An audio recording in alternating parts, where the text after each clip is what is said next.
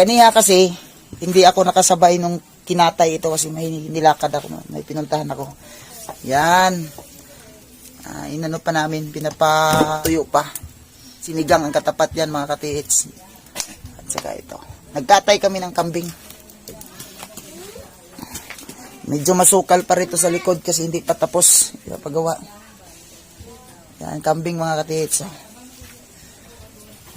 Nandyan yung bayaw ko. Oh. Ayan bayaw ko. Ano kami ng kambing. Kakatay ng kambing. Ayan. Ito yung pinakamasarap ngayon mga katiits. Ito, pinapalabas pa yung katas ng kambing. Pinapatulo pa. Ito na siya. Nagkatay kami ng kambing kaniya. Hindi ko lang na-vlog yung pagkatay kasi wala ako doon. Punta kami sa bukid. Hindi namin na